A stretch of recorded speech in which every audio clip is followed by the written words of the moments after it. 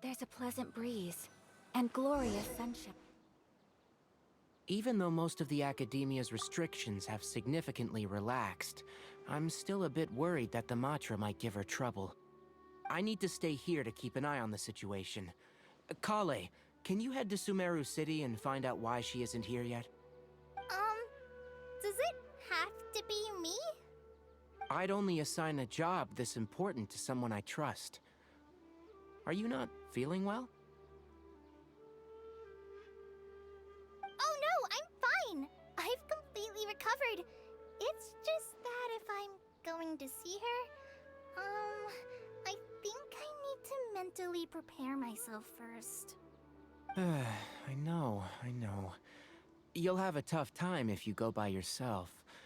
If we could arrange for someone to accompany you... Oh! Hey there! It's been a while. What a coincidence. I was just thinking about asking you to accompany Kale to Sumeru City. Sorry, that's not what I meant. It's just that this matter concerns research banned by the academia. Not the sort of thing you'd shout from the rooftops. Also, you happen to know about this situation. There are very few people I can trust to be discreet right now. After giving it much thought, I believe you're the most suitable person for this task. It's complicated, and this isn't the best place to talk about it. We'll fill you in on the details once she arrives. You might have heard about her in Sumeru before. Her name is Faruzan, and she's a very experienced senior researcher. Let's just say that a huge part of Kasharawar's mechanical research over the past 100 years has used her academic discourse and manuscripts as their foundation. She is, but she vanished for 100 years because of a certain incident. She only returned to the academia after being found in the wilderness a few years ago. Because of that, her current personality can be a bit, strange, as is her attitude towards Kale. I'm getting a headache just thinking about it. She doesn't have bad intentions, so you don't have to be scared. I'll try. Yes. Kasharawar and Spontamod researchers are often quite prejudiced, so I can't trust them with this matter. However, Faruzan isn't influenced by modern thinking. In our previous correspondence through letters, she indicated that she'd be willing to help. It's already past our arranged meeting time, but she still hasn't shown up. I don't think so. With her personality, it's more likely that she got wrapped up in some sort of trouble. Anyway, can you go with Kale to the academia and check on Faruzan for me? Thank goodness. I was so anxious. I'm counting on you two. Kale, don't push yourself too hard. Just go there and see what's going on. Our task is important, but not that urgent. If Faruzan really is in some trouble, come back and tell me about it. We can always reschedule our meeting. After all, if she's distracted by other things, it'll affect her ability to help us. All right, let's go!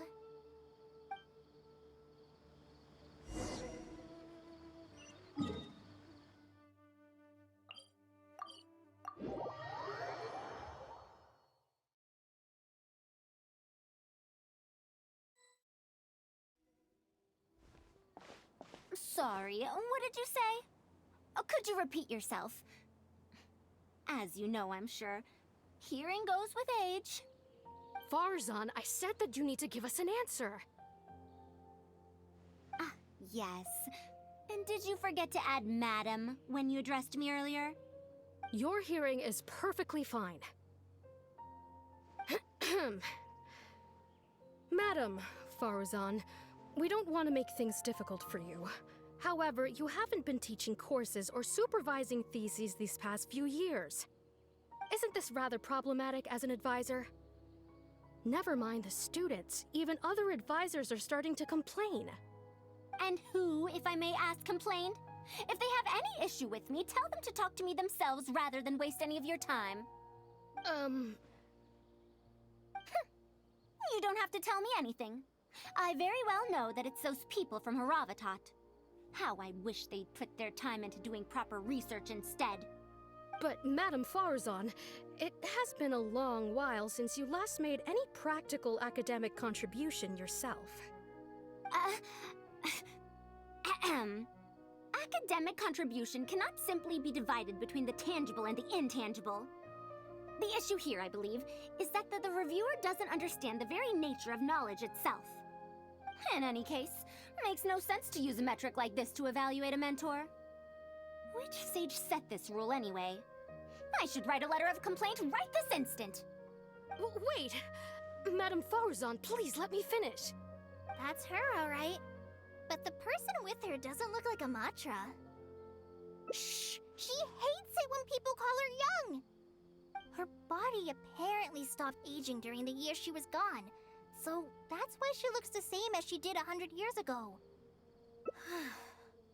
Okay, I think I'm ready for this.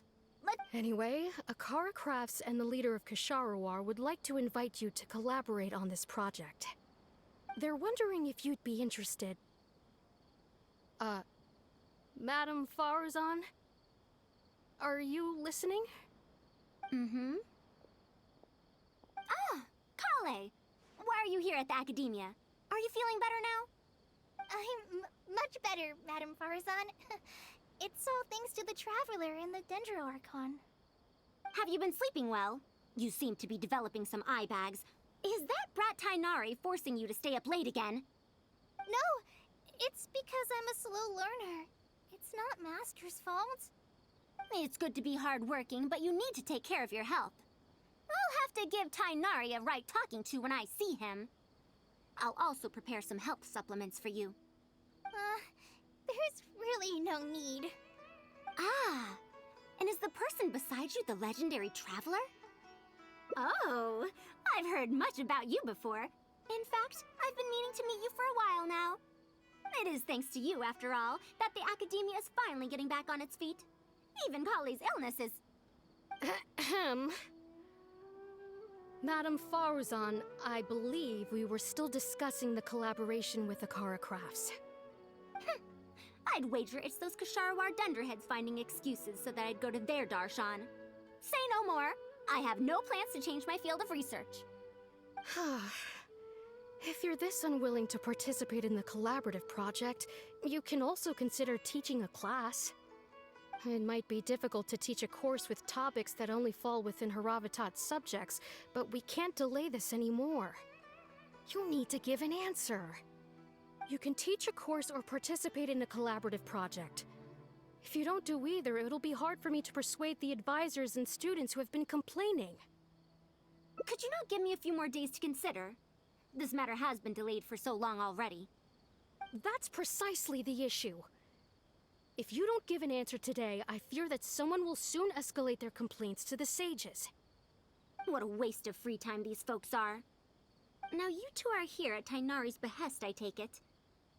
I'm sorry, but given the current situation, it looks like I'll have to come over some other day.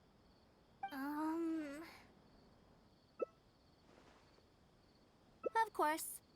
I shall need some time to think as well.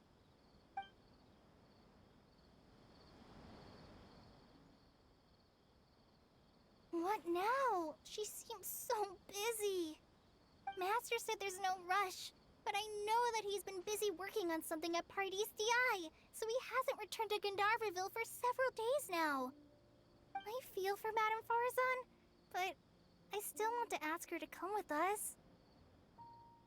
But if I get her in trouble with the Academia, then she won't have the time to help Master. What should I do? This is... Yeah, that would be the best for them both. I'll check with Master later and see if there's anything I can help him with. But I'm sure he'll say, the best thing you can do now is study hard, so I don't have to give you remedial lessons. Huh? Oh yes! This way she can get her problem sorted out quickly, and then she can go see Master. So if I also stay and help... that still sounds kinda scary. Okay then. I'm counting on you.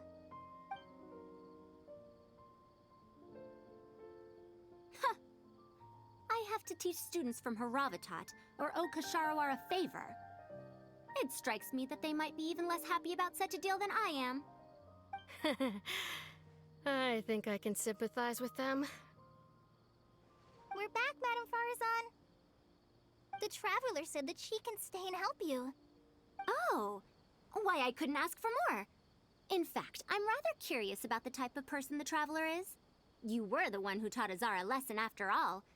That said, will I be troubling you? Is that so?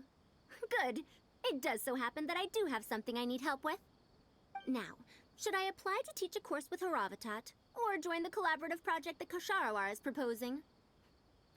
Honestly, I don't want to choose either of them. You might have heard of it before. Haravatat is an academic faction that researches languages and runes. 100 years ago, Madame Faruzan was a researcher from that darshan. Now, not was. Still am. Yes, of course. But current Haravatat students can't really, understand her direction of research. So even if she opened a course, chances are that no one would attend. In summary, I mean to interpret the configurations and solutions of ruin mechanisms via the deciphering of on-site stone carvings and unearthed documents. It'll include research into general documents dealing with such ancient machines. The research method is supported by Haravatat, yes, but the content deals heavily with both ruins and mechanisms. This will make it difficult for students of this darshan because they don't understand much about mechanisms. Also, there are fewer and fewer unexplored ruins left nowadays, and Kasharawar researchers have been developing their own theories on mechanisms. As such, they don't need to rely on ancient documents. They're far too complacent. Ancient mechanisms are more dangerous and complex than one might imagine. I'm telling you, things weren't like this 100 years ago. All researchers back then were interested in exploring knowledge from a variety of topics. They also gave more respect to unknown mechanisms. Nowadays, all people are interested in are mainstream subjects in popular research. Even if they attended my course, I wouldn't be interested in teaching them. Also, the people here think that my research is outdated and unrealistic, so they keep cutting my funding. Why, I think they could all stand to learn from Kale. She's a hard-working child and respects her elders. Huh? Why me? If only those who came to my lectures were more like you. Speaking of which, are you feeling better? You don't have to confine yourself to Gandharvaville anymore, right? I just remembered that I have a lot of studying to do. I need to head back and find Master.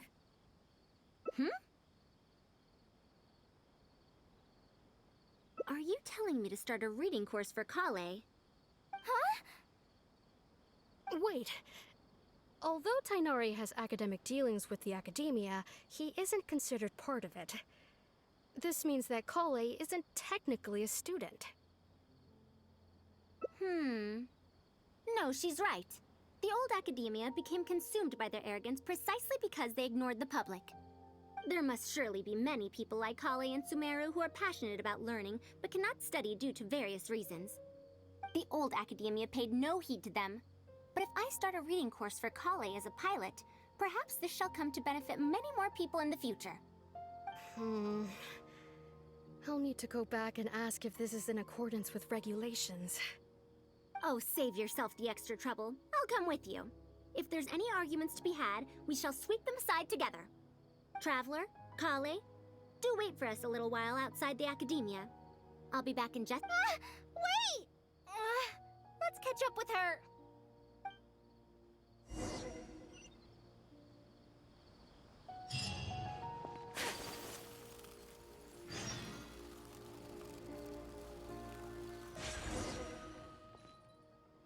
I can't believe she rushed right in after we arrived. She's really headstrong. Oh, how did things turn out like this? No, not really. Madame Farazan is a brilliant scholar. Even Master thinks so. If she's really going to teach me how to read, it'll definitely be much better than me bashing my head against the wall. It's just that she can get a bit too passionate sometimes. I don't know how to handle that. Maybe it's because she wants to take me in as a student? It's just like that researcher said. The academia has completely changed during the 100 years that Farazan was gone. I don't really get it, but it does seem like Haravitat's students aren't optimistic about the prospects of doing research with her. Students who are interested in mechanisms and applications of the elements generally enroll in Kasharawar and Spontamod. Madame Farazan also refuses to accept random students just to make up numbers. She still hasn't found a student she likes. But she seems to like my attitude toward learning, so she often asks me if I'm willing to become her student. It's because I'm a slow learner that I have no choice but to stay up late and study. Whenever she compliments me, I feel really guilty. It's not that. Madame Farazan respects my choices.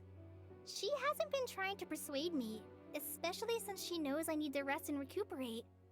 She sometimes brings food to Gandharvaville for me, and each time she says that Master can't find out. Now that you mention it, it does feel a bit like that. Do I really look that young? Kale, Traveler, thank you for waiting. The issue has been resolved. I argued with the higher-ups and convinced them of the practicality and necessity of educating the general public. If I'm not mistaken, they're the students of my classmates' students. They're a lot less forceful than their predecessors, though. I'd say they caved rather quickly. Amazing. It's just that we need to fill in every single page of the application. It's been a century, but the academia is as picky as ever. Let's see now. What do we need to fill in? Course name, learning objectives, teaching methods, course materials. I suppose we can fill in the course name last. That's a bit too general, I'd say. After all, this class's target audience isn't toddlers or children, but rather people who already know the basics of reading. As such, we'll need a more specific learning objective. How about proficiency in reading and writing? That's true. If we use children's teaching materials, we'll only end up wasting a lot of time on things that students would already know. And you have your job as a forest ranger, Kale. People who attend this course in the future are also likely to have life commitments. We need more effective teaching methods. Master always tells me that practice is the best way to learn. That's why I often ask him to help me find simple books to read. It must have been difficult to get books in Sumeru in recent years, no? Tainari really went the extra mile for you. Expanding literacy is a capital notion. Now that the academia is easing restrictions on the circulation of books, there should be more people who have become interested in reading. It's a great time to conduct this course. So that's next on the list. I fear that I'm at a loss as to which books youngsters like nowadays.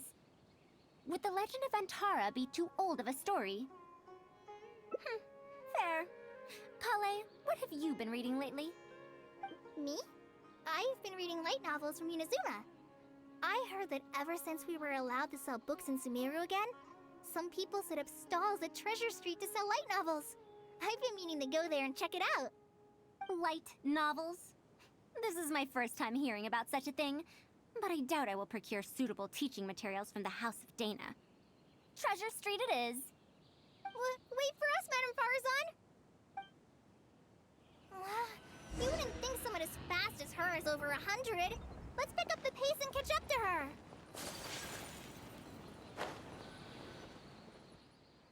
What a long and mildly ungrammatical title. And why is the cover so colorful? Is this your first time seeing a light novel, ma'am? Oh, they're the most popular of books nowadays. Would you like me to recommend something? Fine. One shouldn't judge a book by its cover after all. Maybe browse through the books here. Of course. Why don't you try this one? It's Outlander Brigade, When the Wind of Death Blew Towards the Blonde Samurai. I heard that this book's author describes action in vivid detail. Now I've only skimmed through a few pages, but it feels like it's all fight scenes. There are only subjects and predicates, and the syntax is a tad simple. Subjects? Predicates? The protagonist just ends up fighting in every scene with no proper build-up. Will anyone even enjoy a story that's only comprised of fights?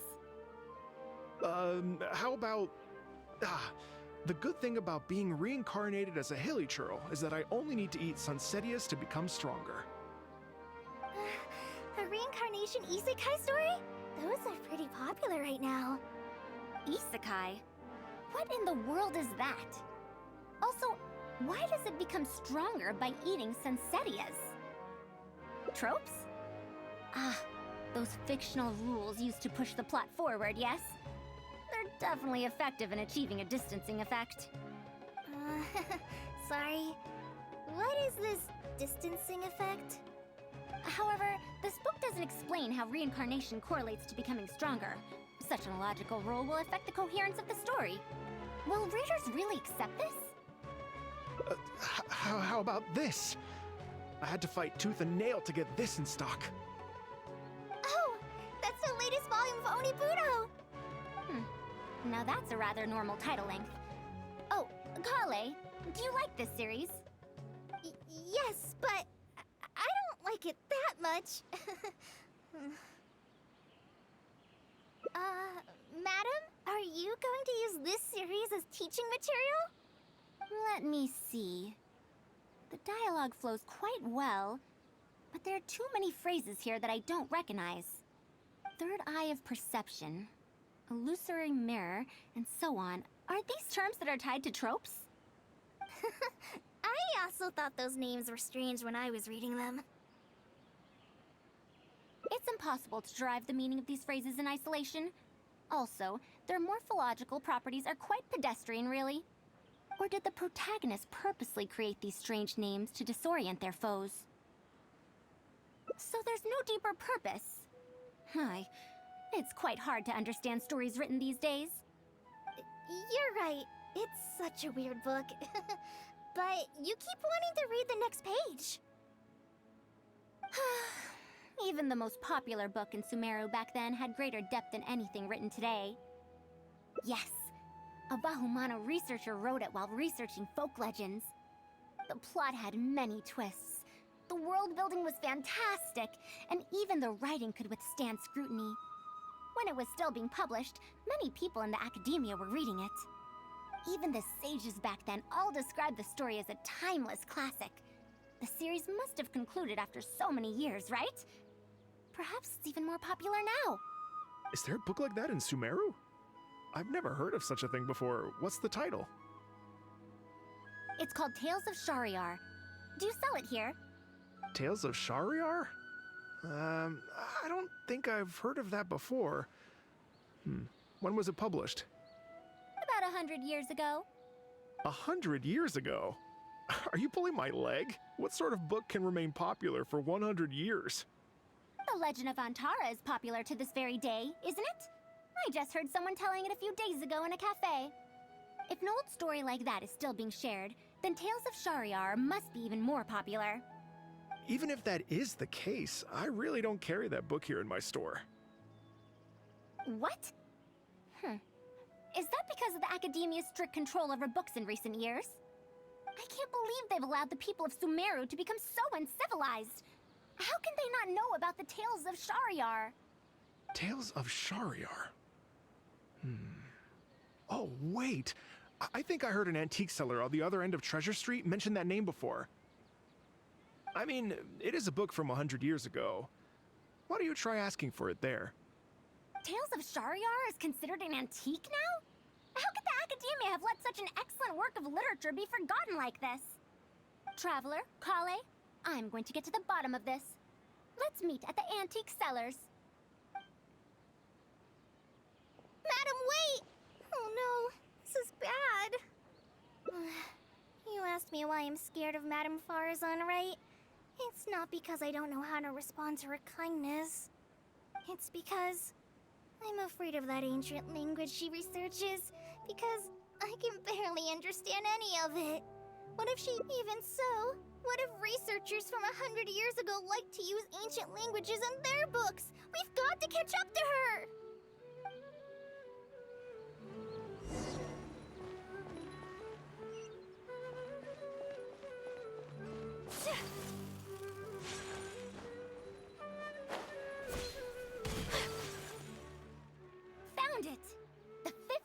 of Tales of Shahryar. Wow, you actually found it. I never thought this book would ever get sold. All right, that's our teaching material secured.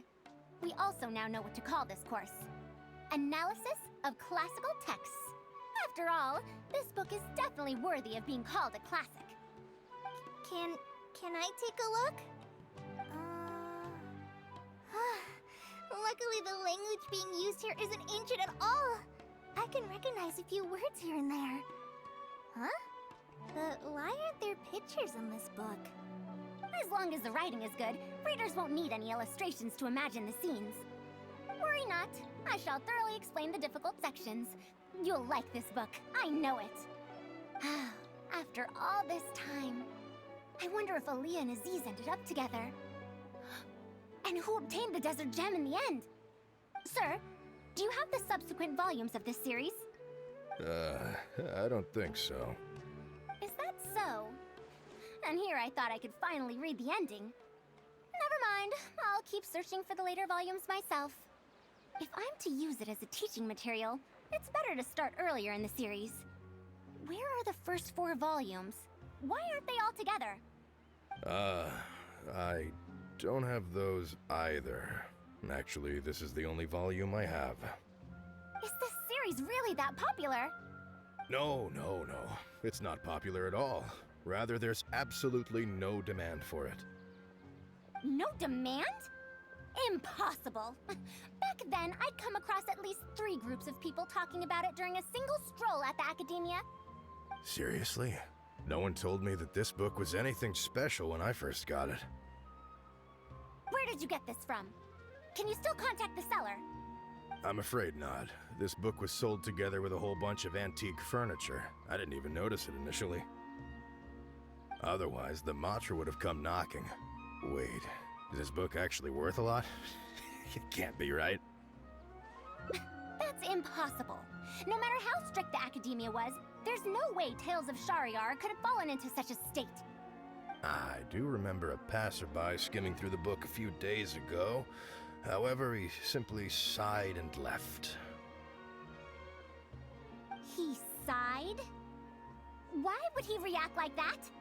Given the quality of Tales of Shahryar, he should have been entranced after a single glance. I'm sorry. Traveler, Kale, please give me a moment. I'd like to look through this book first.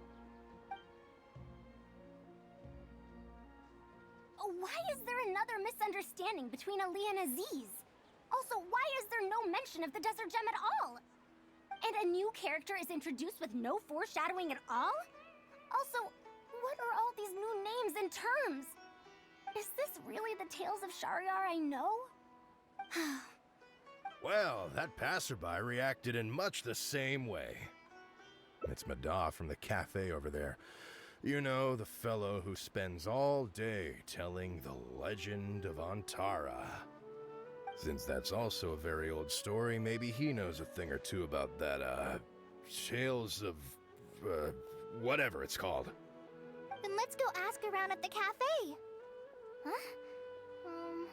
Madame Farzan? Huh? Oh, yes. Let's go.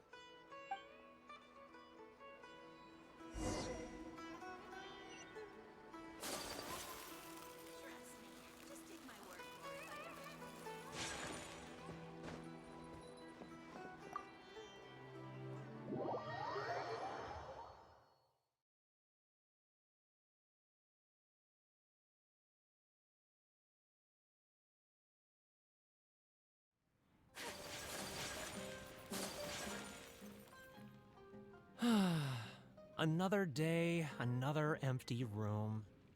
Excuse me? But are you Mada? Yes!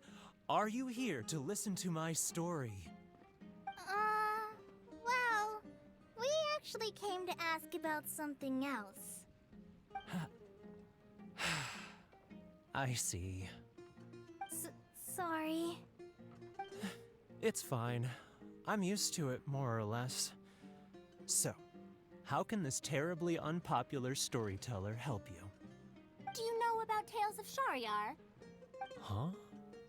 Tales of Shahryar? Why, I can barely remember the last time anyone talked about it. My master always talked about how incredibly popular that book used to be.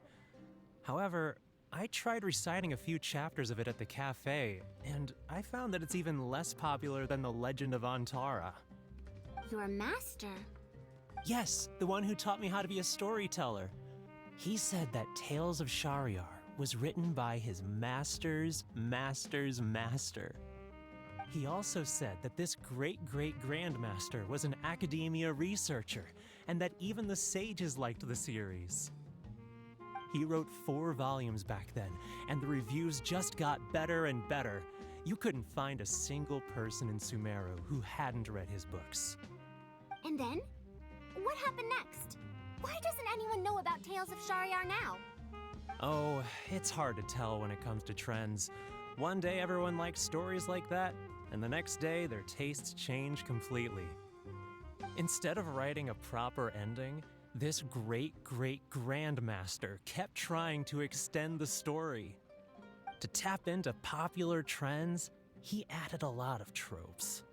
Then, starting from the 5th volume, the reviews started to go downhill. How could that be? Then what happened to Tales of Shahryar in the end?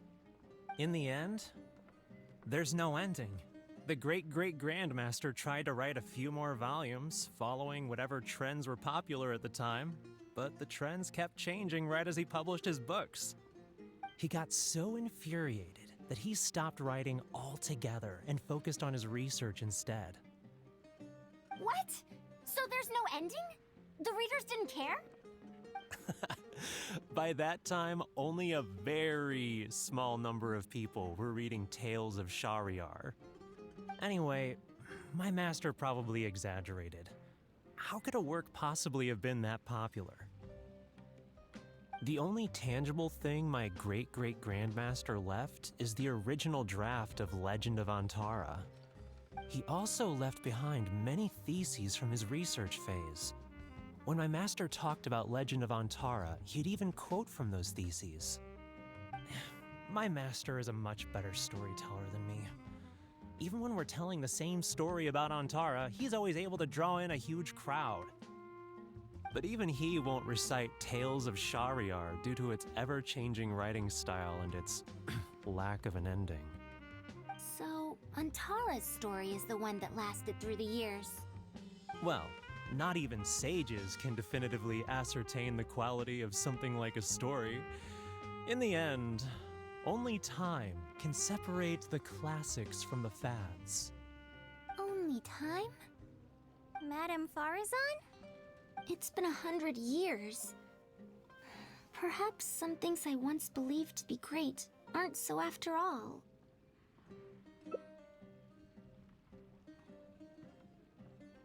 Yeah! Master helped me find a lot of famous books at first. But in the end, I realized that I couldn't get into them. No matter how good those stories are, I can't improve my skills if I can't bring myself to read them in the first place. I think the best books for me are the ones I like. Huh. That is true. Readers' interest in trends of a time are not things that are so easily predicted. What was popular 100 years ago could be completely forgotten in modern times. And yet, 100 years, as far as history is concerned, is but a blink of an eye. If Tales of Shahryar hadn't chased after trends and instead stuck to its original style from start to finish, it might have stood some chance of gaining renewed popularity. No, even if that didn't happen, at least it would be a work that was true to itself. Huh? Our conversation just got a lot more serious. I don't really get what you're talking about, but it does sound sensible. Looks like I also have to hang in there and tell Antara's story well. How unseemly. I almost got carried away because of a single book. Well then, we should get back to the matter of our teaching material. It looks like we can't use Tales of Shahryar now. No, it's much too old. Kale, you found a book that you liked at the bookstall, yes? Yes, but I don't really... Then we'll use that book as our teaching material. Now that I think about it, using a book that you like is the most suitable choice. As for the academia, as long as we come up with an appropriate course name, we should be able to get away with this. My, it sounds like you've dealt with the academia before. Let's go with that. Now then, let's return to the book vendor in a bit and buy the latest volume of this Onibudo for Kale. But if I wish to use it as teaching material, I have to read it first. Huh? Speaking of which, other than third eye of perception and illusory mirror, I also espy some unfamiliar phrases from the reader's messages at the back of the book. Such things as, even if it reminds me of my dark history, I still can't help but be drawn in by the story. And the author has written all the things that I only dare whisper into a tree hollow. Why do people use dark history to refer to awkward or embarrassing memories? Is this some slang that was invented in the last century? If one of our learning objectives was researching linguistic changes over the past 100 years, it might make it easier to get these books approved as teaching material. Oh, I can tell you what that's all about. Apparently, in their youth, some people used to imagine themselves as someone burdened by fate, fighting against the world, etc. But as they grew older, they started to become embarrassed by such memories. Some would write those fantasies into novels, while others would entrust such tales to tree hollows. Mata, you know, I suddenly have the urge to hear a story about Antara. Huh? Why so suddenly? I knew it. There will always be people who love the golden oldies. Now, let me tell you all about the ancient hero, Antara.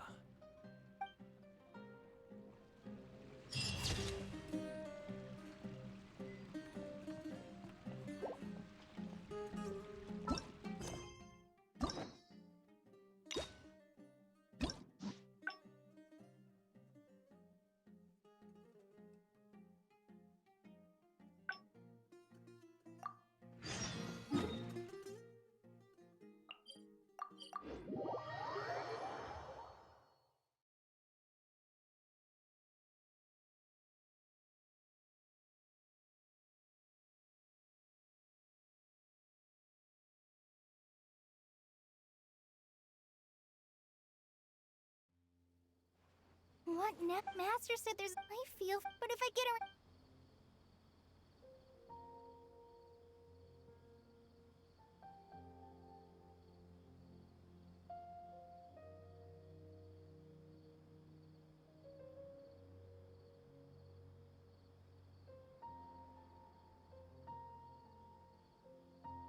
Yeah, that would be. But I'm sure he'll say, huh?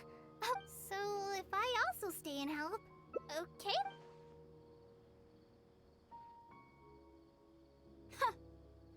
We're back, Madam Faruzan. The travelers. Oh, why I couldn't ask for more. In fact, I'm rather curious about the type of person the traveler is. You were the one who... Is that now? I don't know if I don't belong to Ksharawar, which specializes in researching mechanisms. Nor am I in Spontamod, which specializes in researching energy flow. Instead, I'm part of Haravatat, which specializes in languages and scripts. She has been invited to Ksharawar multiple times to continue her research, but she's rejected them each time. Just listen to how they introduce themselves. In the future, Ksharawar will be the only Darshan with the ability to research mechanisms. There's no such thing as exclusivity in knowledge. Besides, the current Ksharawar is more concerned about how mechanisms can be used in everyday life, while my research involves textual analysis of ruins. If they're trying to use the collaborative project as an excuse to have me reconsider again... No, that's not it. The request this time is from Akara Crafts. The representative of Ksharawar recommended you to them, Madam Faruzan. In truth, she told me that it's because she respects you a lot. Oh, respect? Oh, my. Putting aside my ideological differences with Ksharawar, I suppose I must acknowledge this attitude of theirs. At the very... Yeah, Akara Crafts is a pretty nice shop. Since both of you feel as such, I shall first hear this proposal. In summary, Akara Crafts wants to design a series of early learning toys that will cultivate curiosity and learning in children. Early learning toys. Interesting. The academia agreed to work with them because they hope that these toys can help children become excellent researchers in the future. True. The current academia is in need of some new blood. If the children start learning now, perhaps I can find some talented students in a few years. Madam Faruzan, you still haven't found any students? Anise, Kasharawar's representative, should be staying in the inn at Port Ormos. If you want more details, you can find her there. Port Ormos? Now there's a place I haven't been to in a long time. I wonder how much it's changed. I probably can't join you since Port Ormos is a little far from here. I should probably go back and report to Master, and then review today's homework. No worries. Go do your homework, Kale. Once I'm done with everything here, I'll head over to Pardistii. Thank you. Why, I'd even call this a rare chance for a curious researcher like myself to observe the legendary traveler up close.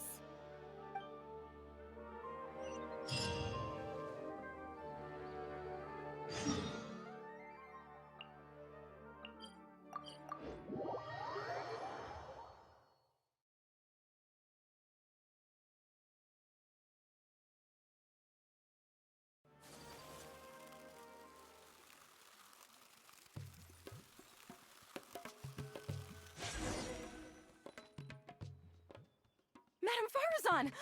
Oh, it's really you. Did you change your mind? All right, calm down. Let me be clear. I'm still not all that interested in Kasharawar.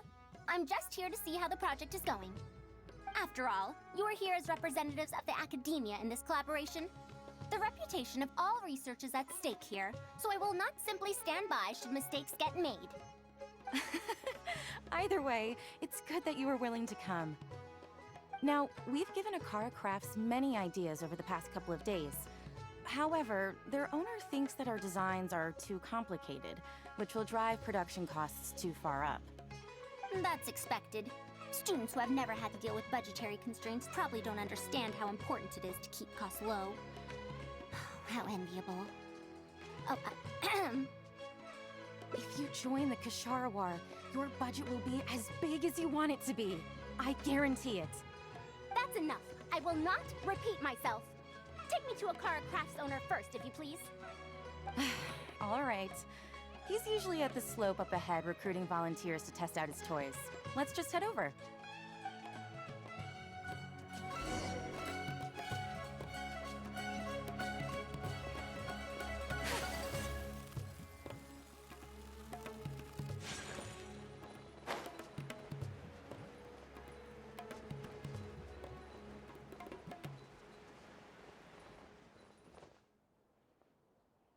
Mamdu, the one I recommended is here.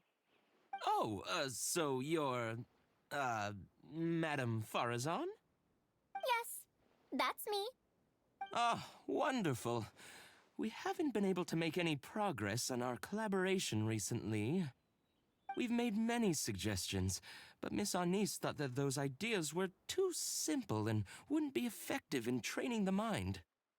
These early learning toys are meant to help the academia train future researchers, after all. If they're too simple, then how are they any different from regular toys? But if they're too complicated, not only will they be expensive to produce considering our production capabilities, but they won't have much broad appeal to Sumeru's children either. So the design can't be too complicated, but it can't be too easy to play with either. I remember that in your notes, many contraptions have managed to fulfill complex functions despite using simple parts. Maybe we can do something similar with these early learning toys. The contraptions in my notes? I didn't create those. I simply took the contraptions in the ruins apart and analyzed them. But now that you mention it, the ruins did have things like that. Do you have a pen, paper, and scissors? I'll make a paper prototype. You have an idea already? I suppose I should have expected as much of a respected academia senior researcher. We do have those. Yes, please, help yourself. Oh, you're done already? Let me explain. These 3 thick lines represent 3 poles. These paper strips of varying lengths represent rings of different sizes. They can be slotted onto the poles and stacked up like a tower. Well, that is easier to make than I expected. So, how is this game played? That's very simple as well. You just need to shift the tower from this pole to another pole. Isn't this a little too simple? Even by the standards of an early learning toy, I mean. Of course, when moving each ring, the paper strips in this case, you must follow one rule. You can only move one ring at a time, and you can't place a bigger ring on top of a smaller one. It's like building a tower. The rings in the 3 poles must be stacked from big to small. I named this toy Pagoda Stack. Pagoda stack. That sounds way too simple. Even I feel like it's missing something. Give it a try and you'll find out if it's simple or not. I heard from Anis that you find volunteers to try out the toys, right? Why don't we do the same for this game? It's such a simple toy. There's no need to... Mamdu, let's just do as she says. Okay, then.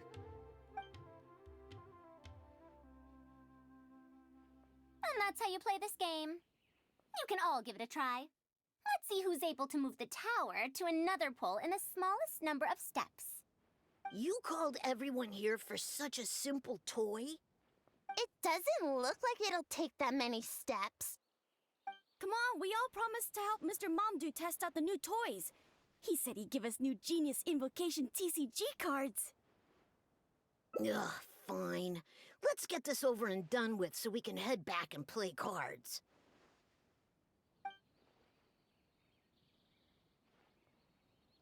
Done! It took me 19 steps.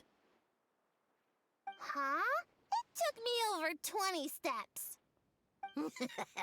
I only needed 18 steps. Not bad. Looks like you're all familiar with the rules now. Then let's increase the difficulty. The next tower will be 5 layers tall. Now then, give it a shot. Wait, there's more? Well, since we're already here, why don't we just give it a try? An extra layer shouldn't make it that much harder, right?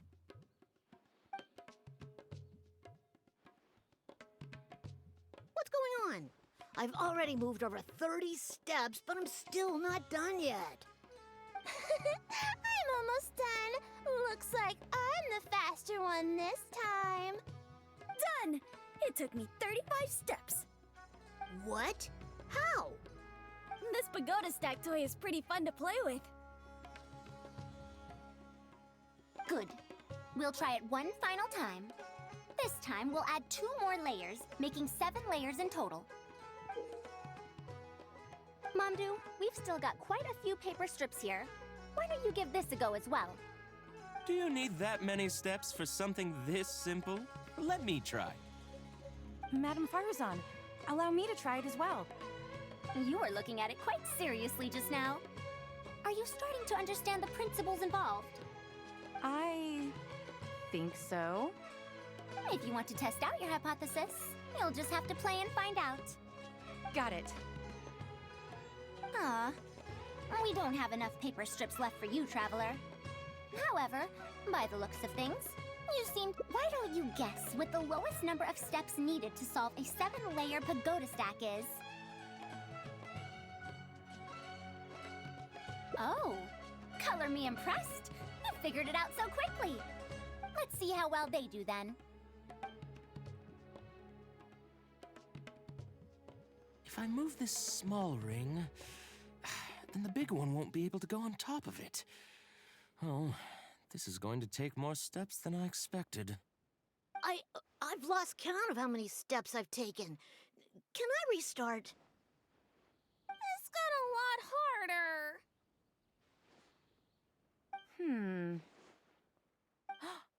I solved it! Madam Faruzan, it takes 127 steps in total. That many? But there are only 7 layers.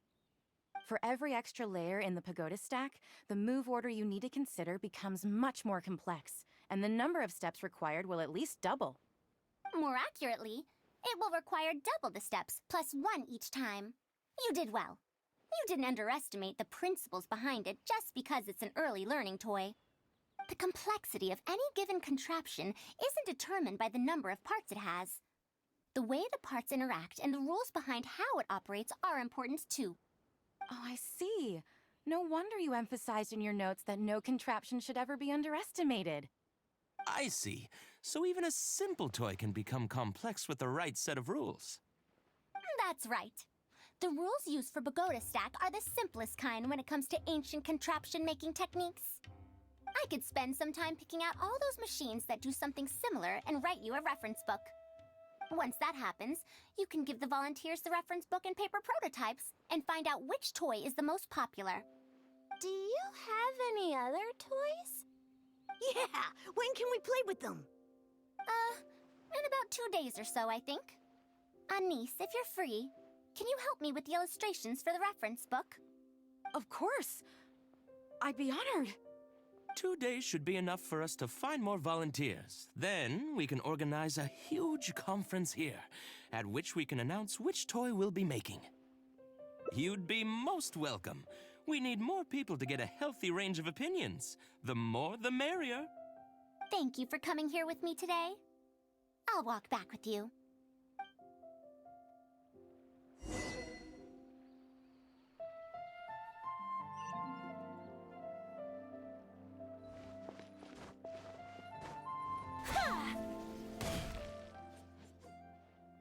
I'll be going then. Say hi to Tainari and Kale for me if you can. Once everything here is settled, I'll make my way over to Pardis DI as quickly as I can. You want to ask why I'm unwilling to join them, yes? Putting aside the fact that they're too full of themselves, I actually have no issue with their research methodologies and approach. After all, knowledge is either right or wrong. Superiority and inferiority do not come into the conversation. All researchers are just doing their best to shed light on the unknown in their respective fields of expertise. No matter what corner of the unknown they shed light on, it's a step forward for us all. Because I believe wholeheartedly in that principle. Even if the others call my research useless, as long as the knowledge I gain from it is accurate, it could become useful in the future. In the end, useful and useless are concepts that shouldn't be used to evaluate knowledge. When I first started deciphering ancient documents, I didn't think about how it'd be useful to Kasharawar. That's why there's no need for me to join them to do useful research. I'd rather stay in Haravatat. It's much more convenient for me to access the materials I need for my research here. Still, the funding that Kasharawar has offered me is so hard to get in Haravatat. Perhaps if this collaborative project goes smoothly, I can even ignore Haravatat and ask for a higher budget directly from the academia. Oh, I could come up with lots of ideas. With Anise's help, 2 days will be enough for our work. However, I'm still undecided as to the style of the reference book's text and illustrations. You're right. Explanations are a core part of early developments, too. By using detailed and accurate illustrations, we can impart knowledge more effectively. It would also make it easier for me to recruit students. Thank you. I'll take your opinion into account. See you.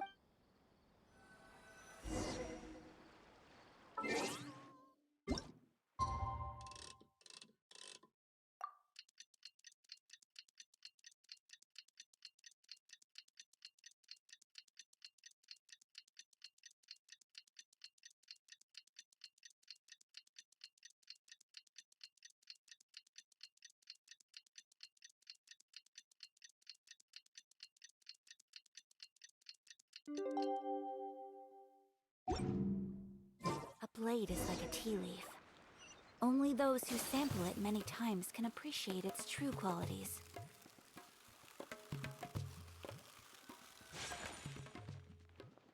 Oh, you're here. we're just starting to set up the venue. We've called up everyone we possibly could have. This is going to be quite the event. My masterpiece is going to be exhibited after all. Let's see what the Academia shall say about it this time. To sum up, the 24 forms of pressure-based puzzle mechanisms were used in various ruins. All right, let's go to the next page. Now, I'll explain the base layer design of elemental monuments. Are we done yet? Oh, I'm falling asleep. I don't understand any of it at all.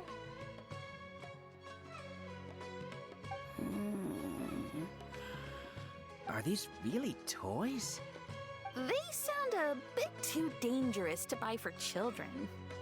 Oh. Well, we've prepared paper prototypes for everyone. If you're interested in the mechanisms Madame Faruzan's talked about, you're more than welcome to try them out. Oh, this is no fun. Can I try another toy? I want to go home and play Genius Invocation TCG.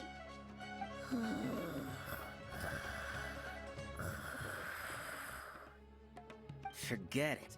I don't think anyone would be interested. I should go home and take care of my children.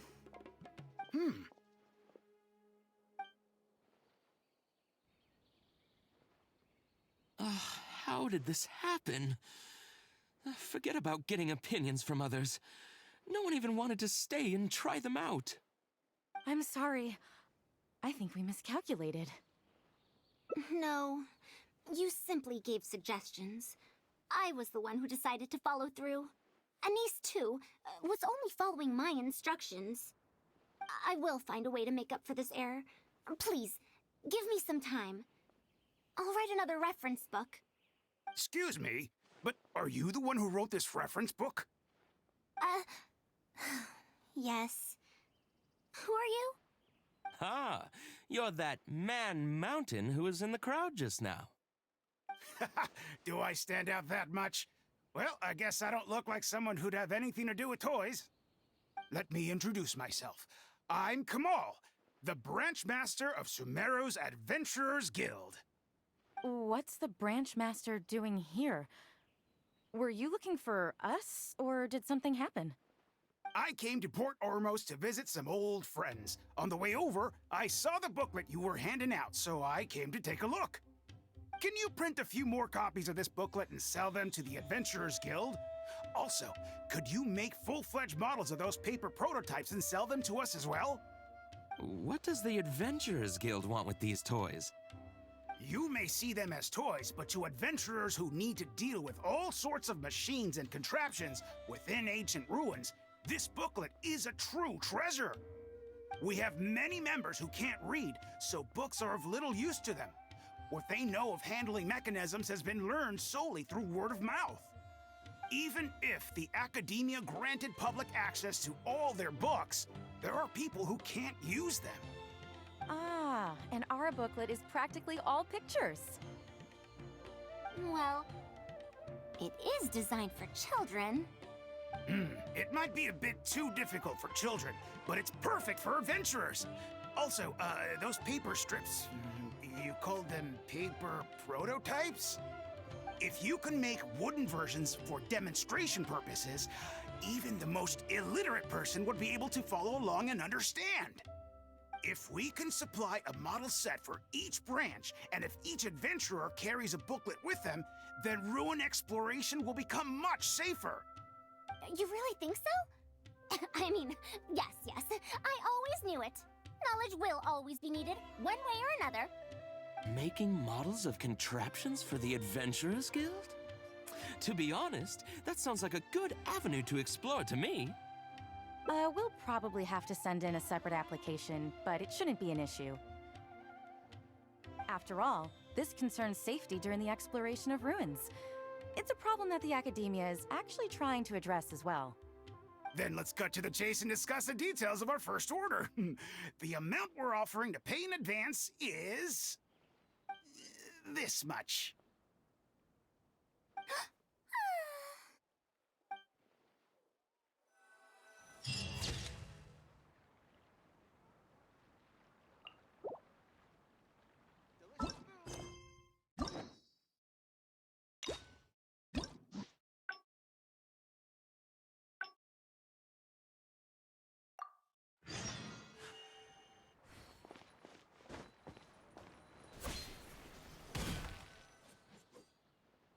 be going then. Say hi to Taino. Anise, she's able to calmly figure out the basic principles behind something without being influenced by others. I'll do my best to teach her over the next few days. Still, how much she learns will really depend on her. Well, her interest lies in the application of mechanisms. I do have some old knowledge to share, but if we think about the future, it's easier for her to learn the things she's interested in if she stays in Kasharawar. My research into mechanisms is, in a sense, a side effect of my research into ancient texts. If she becomes my student to learn how to make modern contraptions, it wouldn't benefit either of us in the long run. However, if she develops an interest in deciphering ancient texts over these next 2 days, that would change things. If I successfully poach a student, those young punks at Haravatat will have one less reason to cut my budget. Perhaps if this collaborative project goes smoothly, I can even ignore Haravatat and ask for Oh, I could come up with lots of ideas. With Anise's help, 2 days will be enough for our work. However, I'm still undecided as to the style of the reference book's text and illustration. You're right. If no one understands the reference book, it doesn't matter how detailed it is. It's better to make it simpler and fun so that children will be interested in the subject. It'll also make it easier for me to recruit students in the long run. Thank you. I'll take your opinion into account.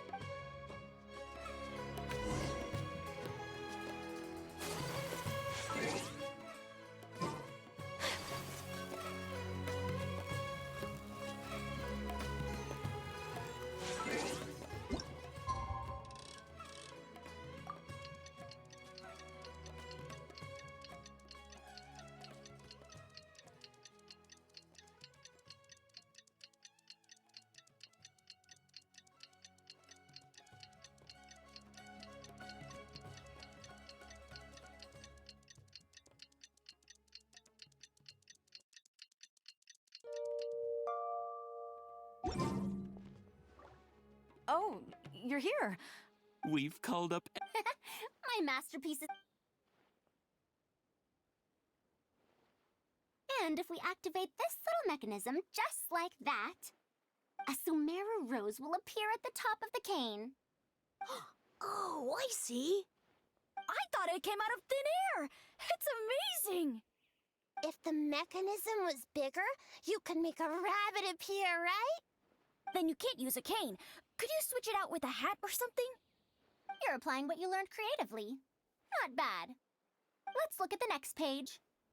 If you fold an origami bird like this, it'll fly further and more stably. Whoa. You can make a mechanism using just a piece of paper? The principles at play are even more important than the parts that make up a mechanism. These are pretty cool. I'm tempted to try them out. I'm not that interested in toys, but if they'll be beneficial for children's development... Everyone, we have paper prototypes and craft materials that you can use to make your own toys. Come try them out. This is such a well-prepared event. I'll give it a go. But we want to play too! It's fine. We have a lot of paper prototypes and craft materials. All feedback is also welcomed.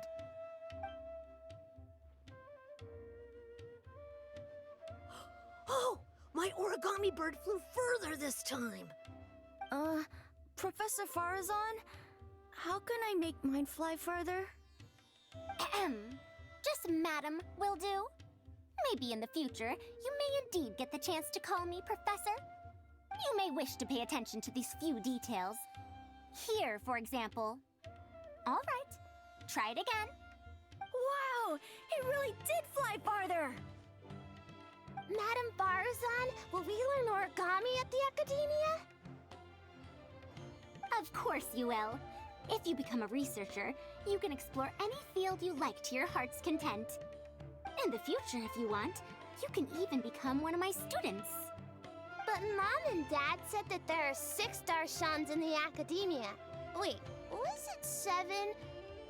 Which Darshan teaches about mechanisms in origami? Well, in this case, it wouldn't be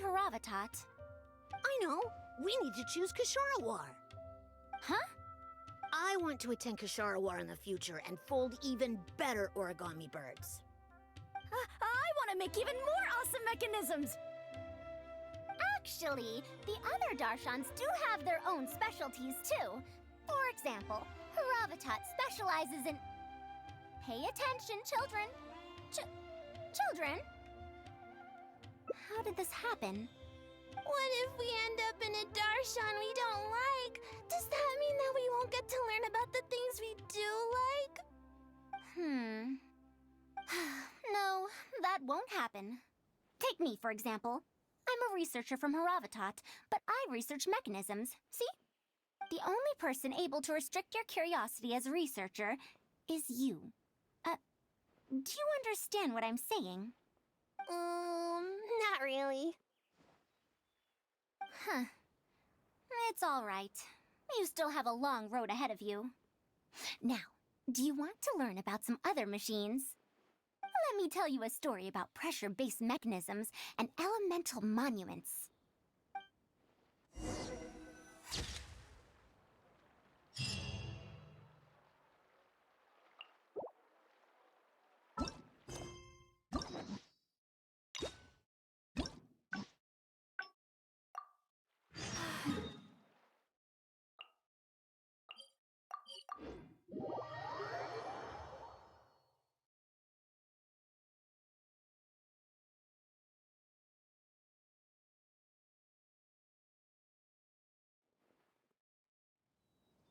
What now? She seems so busy. Master said there might feel, but if I get her... But if someone does complain to the academia, wouldn't it make Faruzan's situation more awkward? And if the academia investigated and found her at Party's DI, things would get even worse for her. Do you have some way to invite her over to Party's DI without stepping on the academia's toes?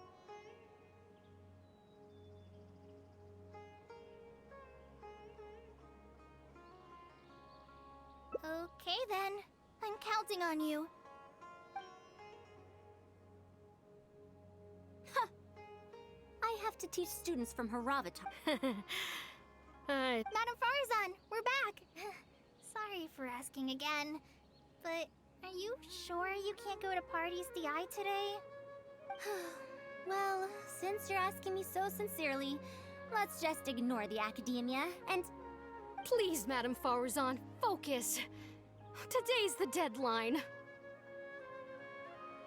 Huh? Yes. I see. No wonder he sent you two over. Why, that lad didn't make it very clear in his letter, now did he? Otherwise, I would have reported it as part of my research. Yeah, that's right. Master sent us over to explain everything to you. Wait. Opportunities for collaborative research don't just come out of thin air. This seems like too much of a coincidence. Also, there isn't much overlap between Madame Faruzan's research and that of Amorta, right? What will you even be collaborating on? Master wants to research, a fully automated irrigation system. A fully automated irrigation system? Precisely. It's a system that can automatically adjust the amount of water it provides based on the season and the plant species involved. I saw a similar mechanism while exploring a rune in the rainforest. That's why Tainari wanted to collaborate with me. A mechanism like that exists? Why haven't I heard of it before? I found it 100 years ago, so it's only natural that you don't know about it. Why don't you go ask your teacher's teacher? Perhaps they've heard about it from their teacher. But we can't prove its existence one way or the other, right? Fret not. I'll have Tainari write an official proposal to the academia later. That should do it, right? An official proposal. Fine. We haven't made any progress with either the collaborative project or the elective course anyway. I'll go inform my superiors now. Please do take care of the paperwork as soon as possible. Don't delay this any longer. Sure. I'll be sure to needle him until he gets it done.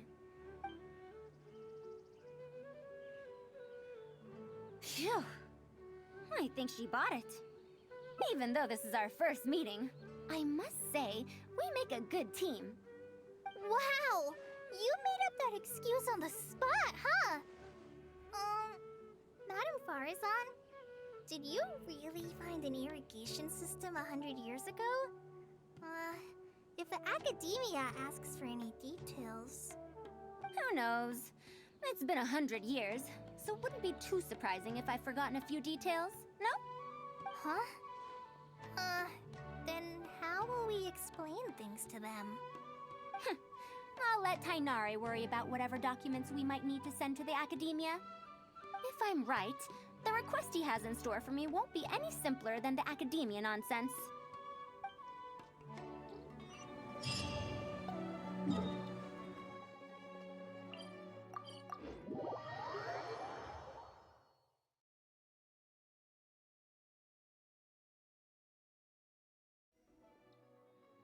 Master, we're back! Huh? Where did he go? You don't have to shout. I can hear you. Well, you got here much faster than I expected. I thought you'd have a lot more business to take care of. Thanks to the Traveler, I was able to, pawn off various problems of mine onto others. Onto others? What does that mean? We can discuss that later. You're looking for me because of the thing you mentioned in the letter, right? That's right. Please, follow me.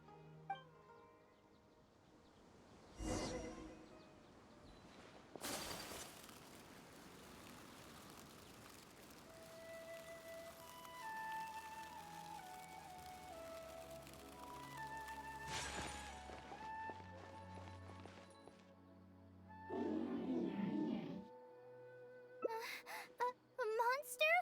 Why is there a monster here? Don't be scared, Kale. This is the mechanical life form the Traveler and I saved a while back. Its name is Karkata. It's the final work of a late junior of mine. You mean Abatui? He must have been a genius to create one of such polish all by himself.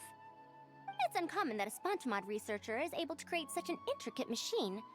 If he were still around, we could probably chat the day away. What a shame. Something seems wrong here. Have you been maintaining it? Mechanical life forms are much more fragile than they look. Is Karkata sick? Karkata has been lying down like this since a few days ago. It could be an old malfunction acting up again. I've taken a few courses conducted by Spontamod before, so I've managed to perform some passable repairs on Karkata's energy supply module. However, it seems the issue this time is with its transmission. My knowledge can only prevent its condition from deteriorating any further. But Madame Farazan, you should be able to find a way to repair it. Not necessarily. Mechanical life forms are created using techniques from alchemy, elemental science, and more. There are multiple modules here that influence each other. A simplistic knowledge of mechanisms will not serve here. You know that as well. Each mechanical life form is very different from the next. So even I cannot be sure if my understanding of mechanical life forms is going to be of any use to our little crab friend here. Karkata. Can you all go outside for a minute? I need a bit of space. Before I do a thorough check, everything we've just said is but conjecture. All right. We're counting on you, Madame Farazan.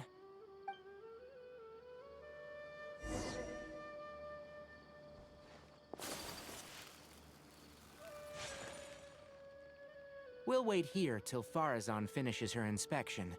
In the meantime, I'd like to talk to you about her. Her past, huh? Quite a few people in the academia know about what happened to her. Perhaps it'd be best if I'm the one to tell you. I've told you before that she had disappeared for 100 years, right?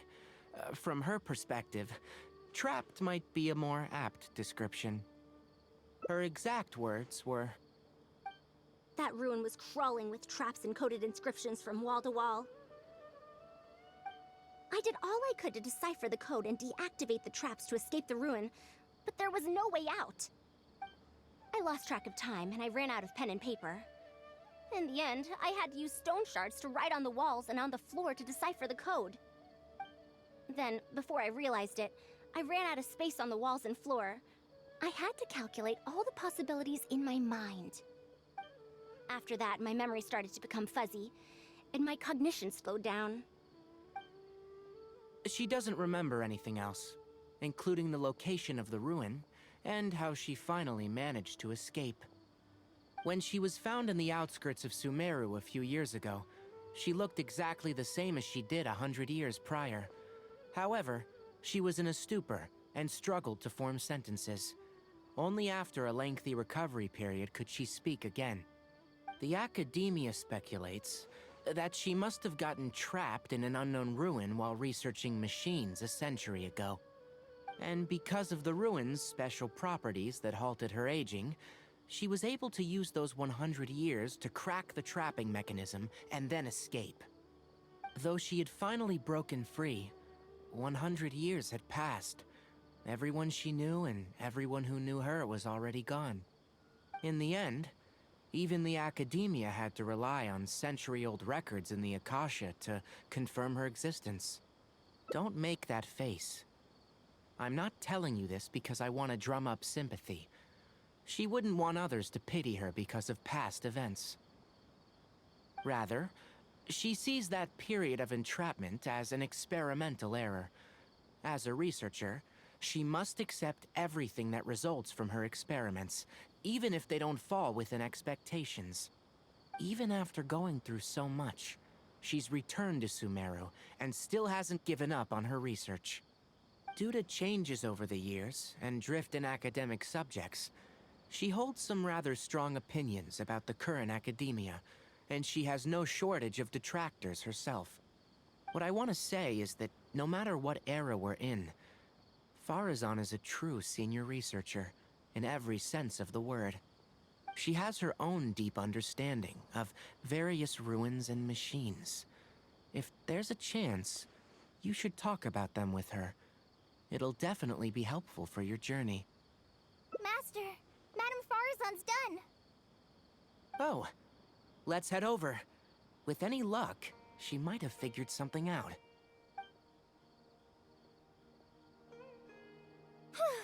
I never thought that I'd encounter a restitution module once again after 100 years. Abatui really installed quite a few impressive things on this. If my guess is correct, this mechanical life form has displayed attempts at self-sustenance before, right? Such as collecting parts to repair itself, for instance? It used them for something else, but as far as its design goes, it does have a function like that. I knew it. If I'm not wrong, Karkata's issue lies with its restitution module. Abatui's modified this module extensively, but the core parts and design philosophy are very similar to the principles as I know them. They are all the creators of the Ruins machine once tried to create a perpetual mechanism that could replace life or even surpass it. The restitution module is the result of one of their countless attempts. It replicates the behavior of living things to achieve a self-repair function. However, the energy required in maintenance of the module became an issue. Energy consumption? Maintenance? For example, a living thing's heart can deliver nutrients and blood to various organs. However, the bigger the living thing, the more powerful the heart needs to be. Once the heart is damaged, it'll be hard for that living thing to heal itself, and even the function of other organs can be affected. Thus, the attempt wasn't widely adopted. Even 100 years ago, I'd only seen it once before. Oh dear, this is going to be a problem. Based on my current research, I'll need to swap out the damaged parts in the restitution module to repair Karkata. But like I just said, the module is rare, even by the standards of ancient machines. Not only that, but there is very little related research documentation available. Finding suitable parts would be like trying to find a single gear in the vast desert, to say nothing of the difficulty in making those parts from scratch. One can only wonder where Abatui found the original parts. I might have an idea. Abatui was, for a time, quite passionate about excavating the Great Red Sand. This was when he had just gotten expelled from the academia. You mean to say he found a restitution module in the desert? Well, that is indeed possible. But the desert's huge. How are we supposed to find the parts that Karkata needs? According to the Academia's records, no similar parts have been found in the Great Red Sand over the past 100 years. If we want to try our luck, we'll have to explore ruins that have never been explored before. I do know that a Vahumana researcher formed an expedition team after the sandstorms and earthquakes subsided. They are now exploring areas of the desert that used to be difficult to access. Should we ask them if they've made any new discoveries lately? The chances are slim, but it's at least more effective than running around like headless chickens. His name is Raid. I think he's stationed at the northeast part of the Hypostyle Desert. Let's go look for him once Karkata settles down. Oh, you and Kale should probably stay. Karkata's condition may be stable, but it would still be better if some of us stay to look after it. Besides, you still need to take care of the trouble that the Academia left for me. Trouble from the Academia? I thought you said that you pawned it off to someone else. Wait. Don't tell me. I'll let Kale fill you in on the details. I look forward to seeing your work, Tainari.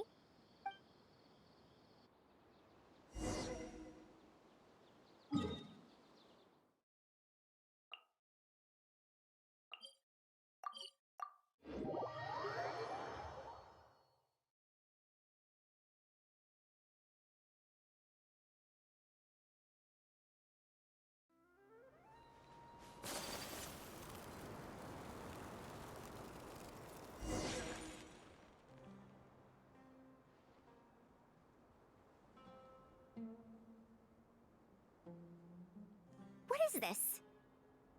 Halt! Mr. Raid's permission is required to proceed any further. That still won't do. Mr. Raid told us to keep people away from the ruins so they don't damage the site. Damage the site? I've excavated more ruins than you've visited restaurants. Which batch of students is Raid from? I want to see him right now.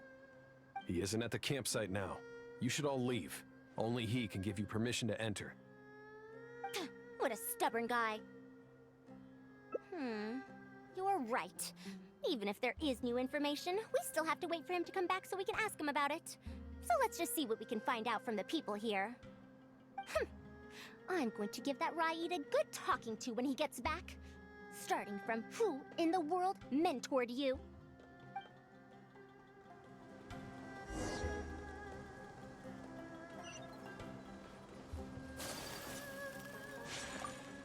That machine looks amazing! Could it be the legendary Ruin Wanderer? The location seems to fit too. Might that legend actually be true?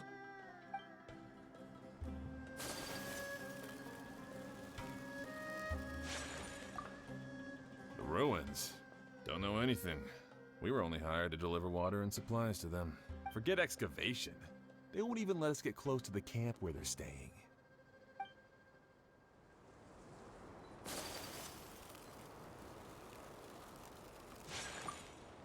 This area used to be ravaged by frequent sandstorms, but it's been calm lately for some reason. They say that this was done by a single traveler?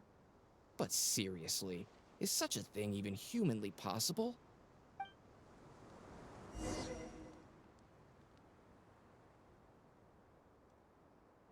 Well, I found out everything I could. Is there anything that stands out to you? Ruin Wanderer. That's the first time I've heard that name. But that wreckage did seem a bit weird. It's a bit far away, and I can't really say for sure from this distance. Perhaps we should ask the villager from before about the legend first. Huh? What are you guys doing back here? I wouldn't blame you for not knowing about it, youngsters. After all, it's a tale that's over a decade old. It's said that this monster, the Ruin Wanderer, traversed through various ruins for centuries. Many adventurers had claimed to see it while exploring. Some said that it was like a giant, while others said that it was like a beast. However, none knew why it wandered the ruins. Then, about 10 years ago, we stopped hearing any news about it in Sumeru. No one has seen it since then, and the legend has since faded into memory. You youngsters probably don't know about the Ruin Wanderer nowadays, but it was famous for centuries. Centuries? Impossible. I heard nothing about it back then. It could only have been around for a few decades at most. Wait, back then? Indulge my curiosity for a moment. Why do you think that wreckage is the Ruin Wanderer? Well, I had also heard that secondhand from... You heard that nonsense from the Eremites after they got drunk, right? Who are you? Madam Faruzan, it is a pleasure. I'm Raid, the one who organized this archaeological expedition. I'd heard of you at the Academia, but I didn't expect to run into you here. Truly, it is an honor. And this must be the famous traveler, I presume. What brings the two of you here? Have you found any special contraptions and relics in the ruins that you've been investigating? I'm ashamed to say that we haven't found anything noteworthy, even though we've been investigating for a while now. Really? That Ruin Wanderer isn't noteworthy to you? I'm afraid those are mere rumors. Really, I sometimes wish that those people would put as much effort into their work as they do into gossiping.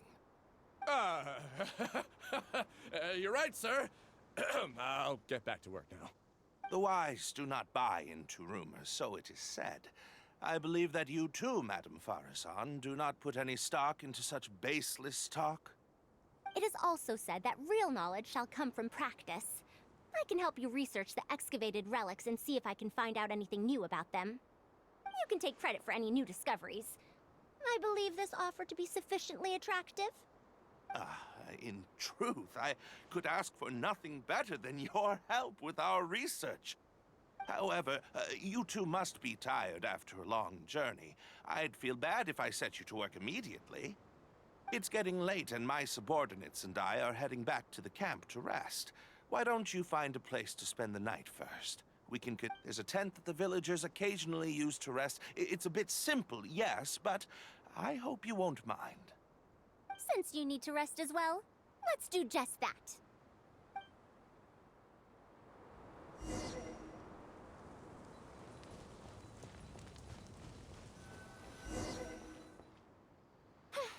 This is quite far away. Are they trying to prevent the villagers from eavesdropping on them? This suits us just fine, though. This way, they won't overhear our conversations either. Now, I have my suspicions about this archaeological expedition team and that machine wreckage. I only caught a quick glimpse, and it was from a distance. But based on the condition of the armor and joints, it didn't seem like something that had been lying around for centuries. At most, I'd estimate that it only stopped moving about a dozen years ago. Yes, the timing coincides with the spreading of the legend. Now, assuming that it really is the Ruin Wanderer, how do you suppose it was able to maintain a relatively good condition despite high-intensity operation over the course of several decades? That's right. Technically speaking, the module shouldn't be able to move such a large machine chassis. However, I'm basing my knowledge on the mechanical life forms I've seen before. Well, this was over 100 years ago. It was a machine about the same size as Karkata, actually. It couldn't carry heavy objects or fight, and was only able to help me record some notes. It also helped me deliver letters home. I found it near the desert, which is why I wondered if there might be more restitution modules buried around here. Honestly, people in ancient times might have already solved the problem of providing enough power for all I know. I'll need to research this properly. Had I confronted Raid right there and then, he would have said that he couldn't tell that the machine was special. Then he'd just hand it over to the Academia obediently, and he'd get away scot-free. If the wreckage were to be handed to the Academia, it'd be much tougher for us to do research on it or get spare parts for Karkata. Anyway, we should figure out what they're planning before making our next move. They insisted that we should stay the night, which means if they're trying to pull a fast one on us, they're likely to try tonight. We must be vigilant.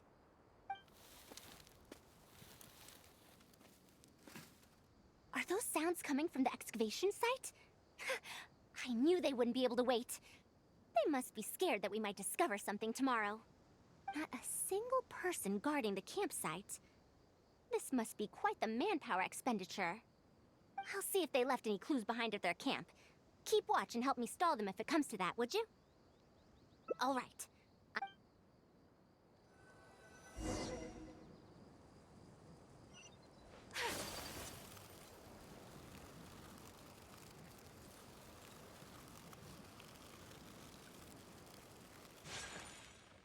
Why isn't the tent here yet? We need to switch it out tonight. It's still on the way. I'm afraid this is the first time we're delivering such a huge one. You good-for-nothings are just a load of trouble, aren't you? We wouldn't have to deal with these interlopers if you had kept those lips of yours from flapping. Hurry up and hide our current tent and deliver the new one to me tonight, no matter what it takes. Huh? Who's there? I'm sorry. I'm just a bit upset because my subordinates aren't doing their jobs properly. When did you get here? It's nothing. Just a tent. We didn't pack up all our tents from the last campsite. Some of them, along with a few people, have been left there. Someone damaged our current tent, so I'm trying to get my subordinates to get one from that previous campsite delivered here. The relics in the ruins are highly valuable, so I'm worried that treasure hoarders and bandits might try to steal them. Since the tent isn't here yet and I can't fall asleep, I came here to patrol. Well, these things are antiques after all. There will always be people interested in buying them. I hired so many people precisely because I was worried about that happening. Speaking of which, I'd like to ask, is the Academia really aware that you've traversed through the desert to come here in the middle of the night? Also, where's Faruzan? Why isn't she with you? I'm right here. Also, you forgot to address me as Madam.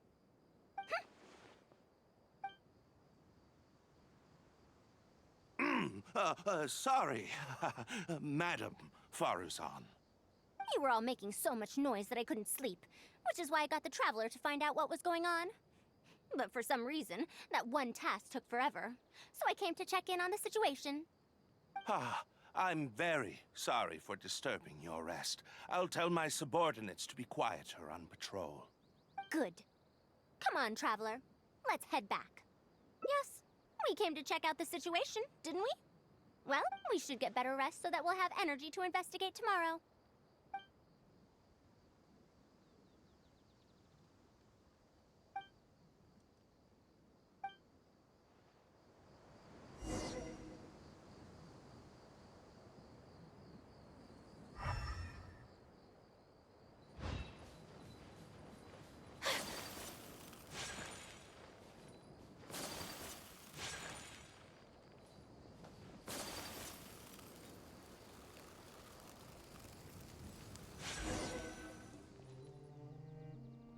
Thanks for dealing with them. Now, I found something good on my end. These are the excavation records from their campsite. According to them, the ruins have been raided before, with numerous traps and contraptions having already been triggered. I also observed the wreckage up close earlier. The weathering is nowhere near as extensive as on the relics that have been buried for over 100 years. There's no doubt that the wreckage in the ruins don't belong to the same era. Instead, it must have wandered into the ruins about a dozen years ago.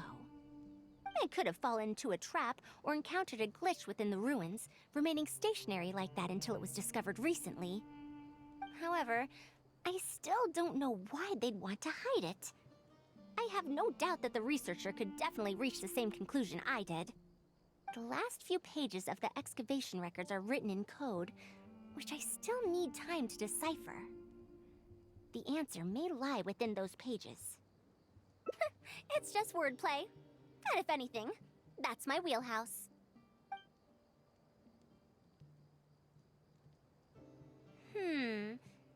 Just a bit more. I see now. Help! Please help! Why are you running away? Come back! Protect me! What's that sound? Is it? The Ruin Wanderer? Reactivated? That's impossible! Is this the work of some kind of hidden mechanism? Never mind. We have to focus on saving lives first. I'll cover them. You go stall the Ruin Wanderer. What? It ignored the Traveler? Why is it chasing after us? What could have caused it to reactivate? Did it give chase? Darn it! Hey, come on, you lot! It's clear that we can't escape, so let's just attack it!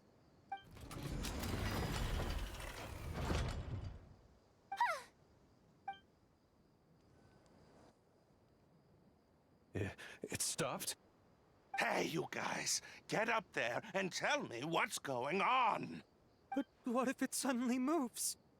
You good-for-nothings. Why is everyone I hired so useless? Move! I'll do it myself.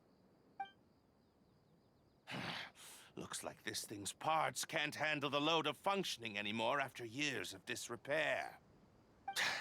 When it first reactivated, I was wondering if it'd be as amazing as the legends had pegged it to be.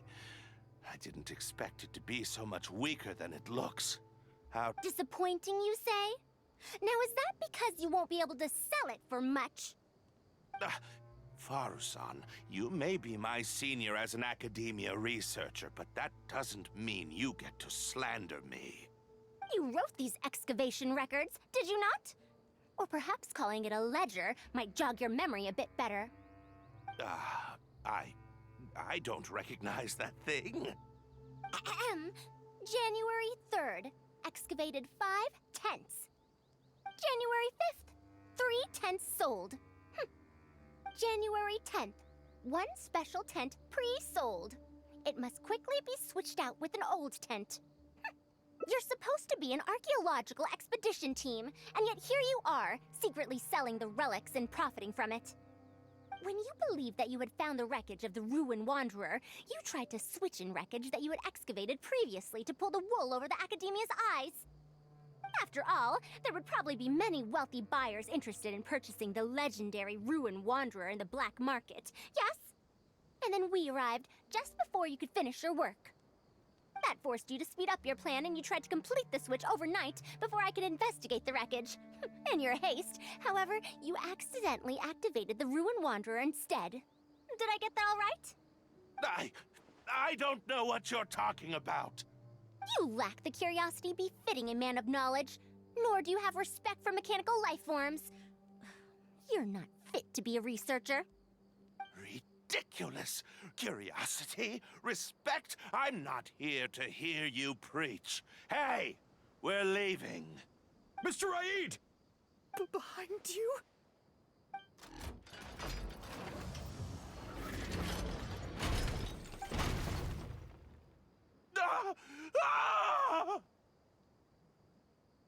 Why is it moving again? Run!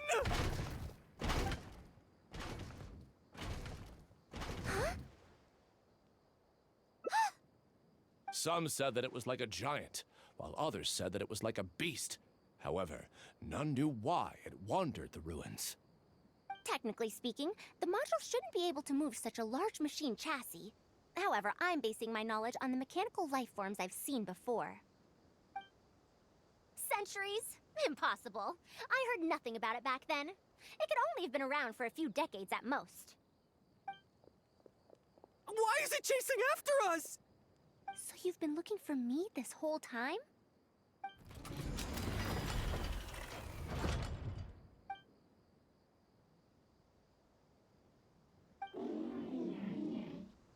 Long time no see, Tamimi.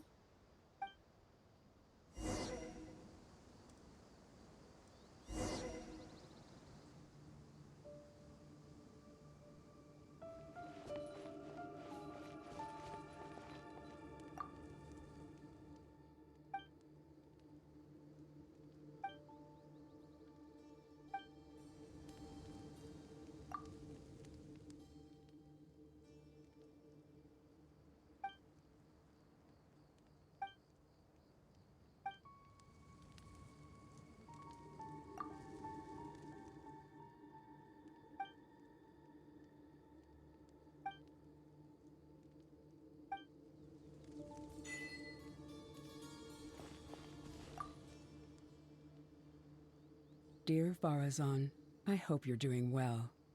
It has been over 20 years since you went missing. People from the academia keep telling us to give up and that you're most likely dead. But somehow, I feel like you're still alive. Yes, that you live still in some corner of this world. You've always been persistent, able to shine no matter what situation you face. I believe that this persistence serves you well in surviving and finding your way home. Unfortunately, I likely won't be able to welcome you home when you do. I don't have much time left, and my reflexes have slowed. Others keep telling me to stop exploring ruins. Only Tamimi is still the same as before, always running off to places which you've been to. Your teacher and friends came up with an idea to remodel Tamimi so it can search for you in our place. You didn't like coming home back then and would always get Tamimi to send a letter back. Now we're leaving a letter with Tamimi. I wonder if it'll ever be delivered to you. I don't know the answer to that question, but if you ever read this letter, I hope it'll be when you've already found your way home. I regret not being able to say this to you myself, but I'll still feel sincerely happy for you, my dear daughter. Welcome home, Faruzan. Look at you, Tamimi. You've changed so much after all these years. Thank you for waiting for me all this time. I've safely received the letters. Your work is done now. You can sleep.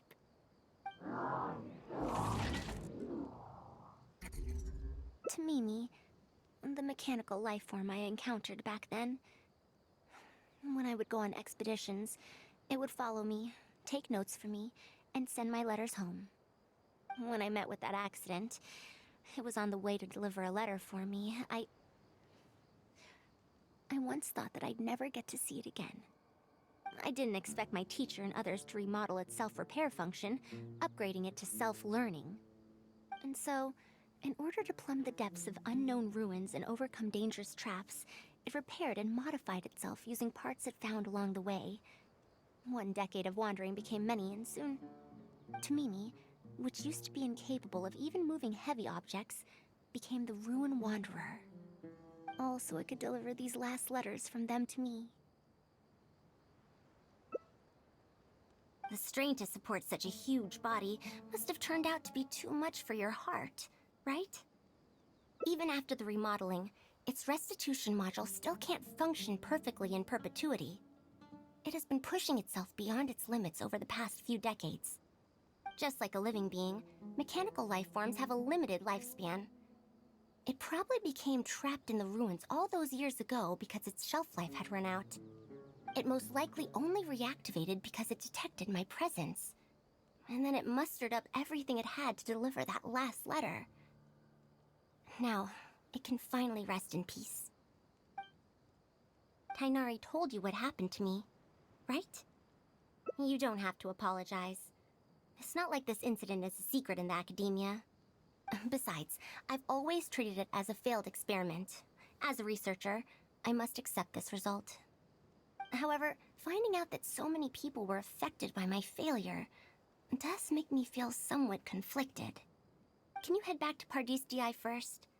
We've been here for a while, and it's best not to make Kale and the rest worry. As for me, I want to stay with Tamimi for a bit longer. Just a bit.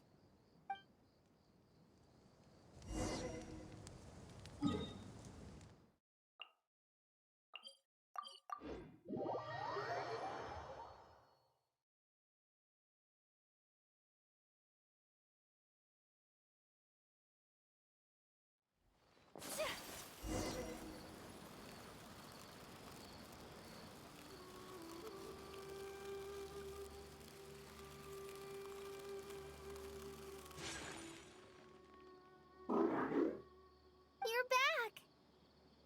Ah, how was your journey through the desert? Wait, where's Madame Farazan?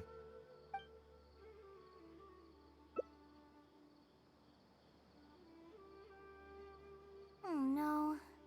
She finally got to reunite with an old friend from 100 years ago. But As a researcher, she could perhaps accept it. However, as a friend, student, and a daughter, we should give her some time. Let's just wait for her here. And in the future, I hope that we can be here to support her as her new friends.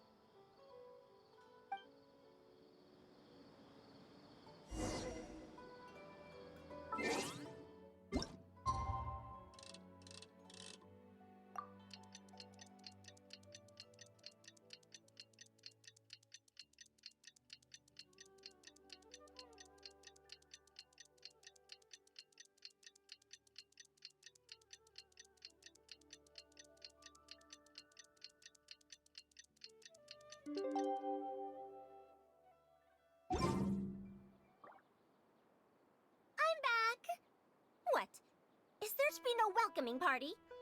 We've all been waiting for you, Madame Farazan. That's more like it. Now, here are some components I brought back from the desert. Switch these out with the ones Karkata is using right now, and it'll be back in ship shape. Huh? Why do you all look so solemn? Come now. Liveliness befits youngsters more. Madame Farazan, did these parts come from... Come now. I thought that you must have encountered some major problem. This isn't something you have to worry about. Well, it looks like you already know everything, but no need to feel bad.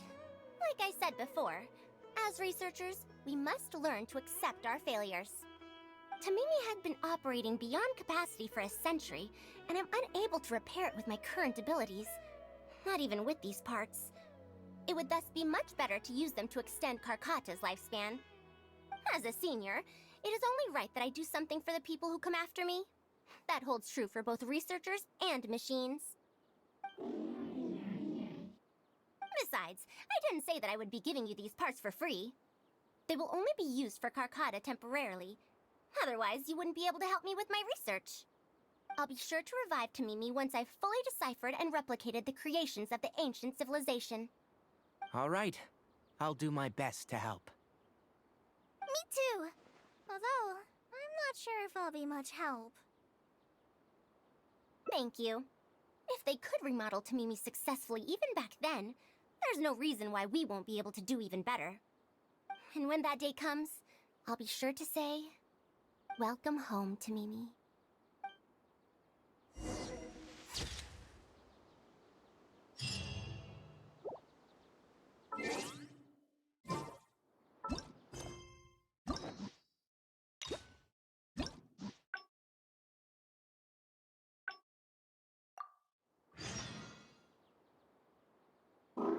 You're back!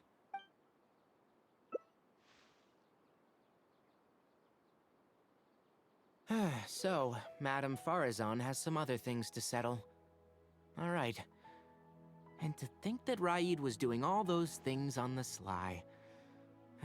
It's good that you all got out of that situation in one piece. Madame Farazan will be able to repair Karkata when she gets back, won't she?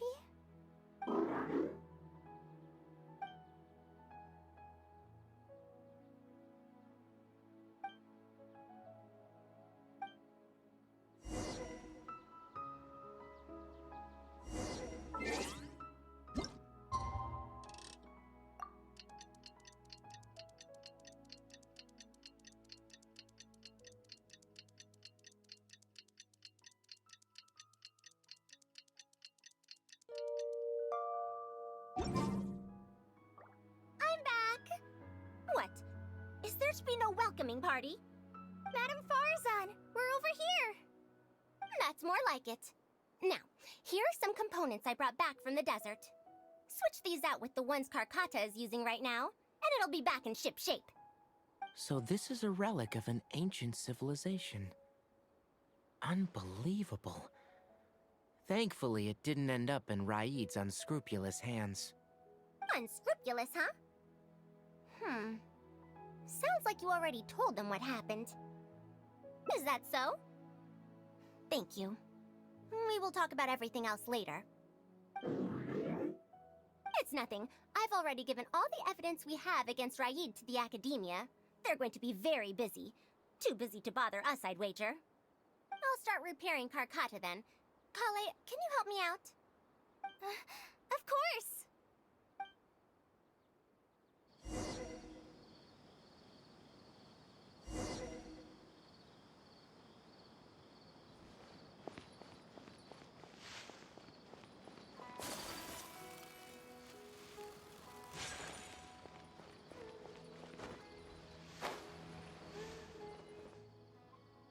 Ah, you're here. Thank you for keeping Tamimi a secret. If I tell them about Tamimi, will they still feel happy for Karkata? Even if we could convince them to accept the components, they'll probably still feel bad about it. I don't want my past to affect people in the present. That applies to both me and other people. It's fine. I'm used to this. I once believed that I'd never hear from my old friends and family ever again. Even their faces are getting hazier in my memories. However, I could remember them clearly again after reading the letter Tamimi handed to me and learning that they'd never given up on me. That's more than enough. I'd be disappointing them if I let myself fall into a slump because of this. Neither my teacher nor my mother would have wanted to see me like that. Besides, you're lending a listening ear to me now, aren't you? Oh, Pardees DI looks pretty scenic at night. Will you take a stroll with me? Once Karkata's condition stabilizes, I'll find a chance to tell Tainari and Kale about all that. But for now, just help me keep this secret. Thank you. Whether it's 100 years ago or now, I have people who worry about me. I suppose I should consider myself quite fortunate. The only time when I felt otherwise was when I had just returned to Sumeru. No one came to check up on me then.